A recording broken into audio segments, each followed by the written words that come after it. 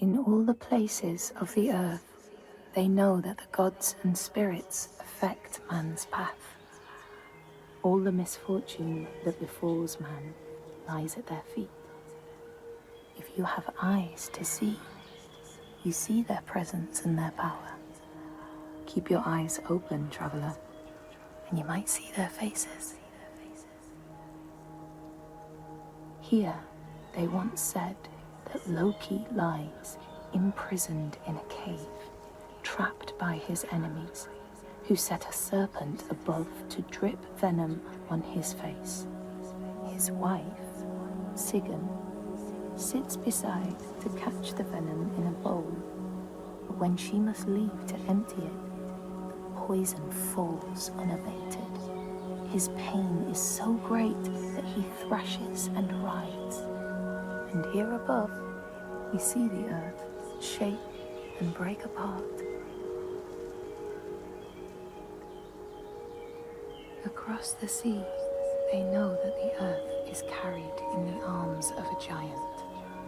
When he is vexed or injured, he may not carry his burden so gently, and the world will feel his anger and pain. In a land far away, they say the winds are trapped inside the earth. They try always to make their escape, and they buffet and beat on the walls of their prison, causing the earth to quiver. And when they break through, they make their escape. They explode out in fury. In the lands of your birth, people live hidden too, in the hills and stones. They may be the remnants of a godly race who lost a war with giants and, finding the world changed, retreated into silence. But you still see their carvings and circles from the time when they walked among men.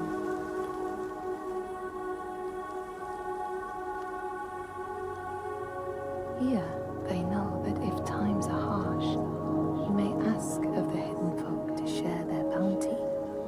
And if you are strong and wise and good, they may hear your plea and send you aid. But if you are not, or if you do not respect the strictures they lay down, you might have your strife doubled.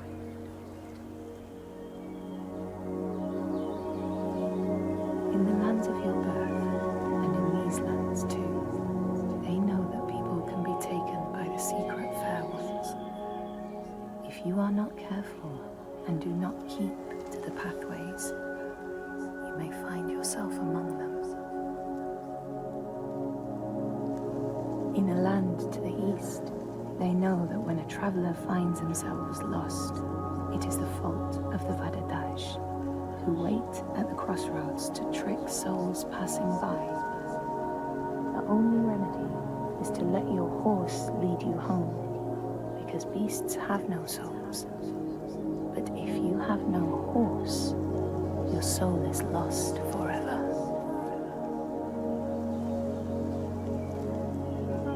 In this place, they know that sometimes the hidden folk will take their children and leave another in their place.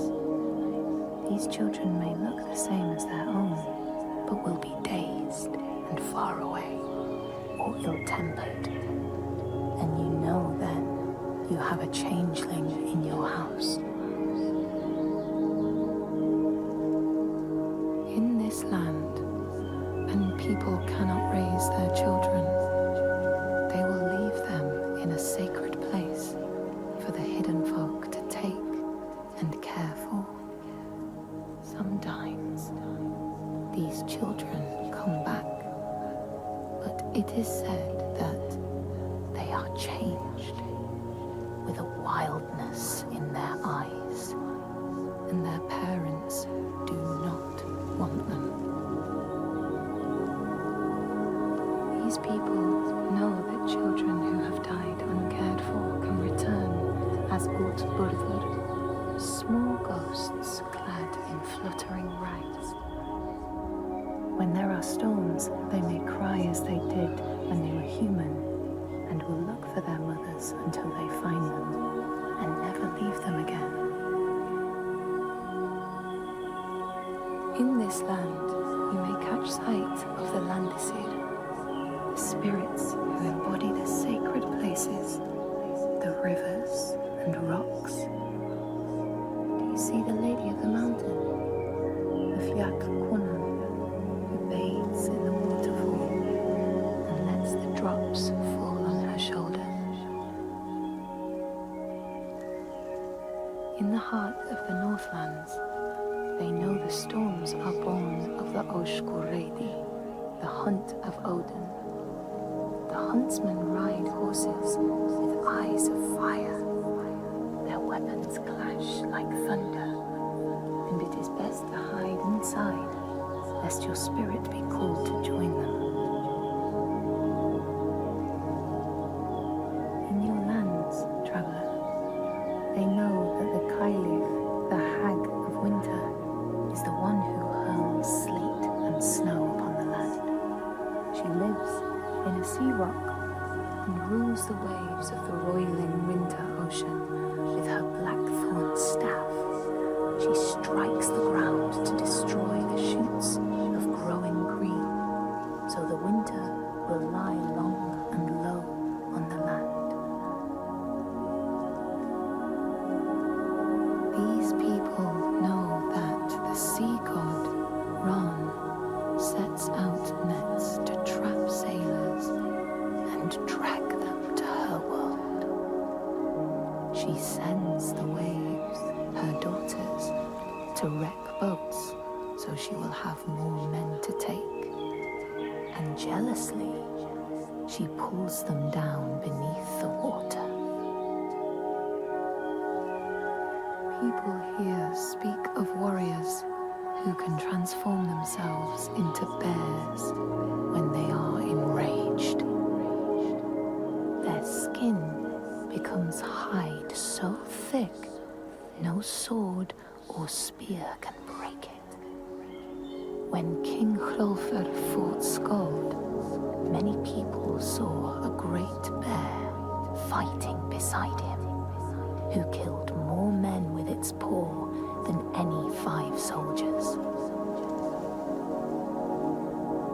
Men here will tell of how Jarl Hakon worshipped the giant Thorgerða and sought her aid in the middle of battle when the tide was turning against him. Fleeing to an island, he pleaded with her for aid. She demanded a sacrifice.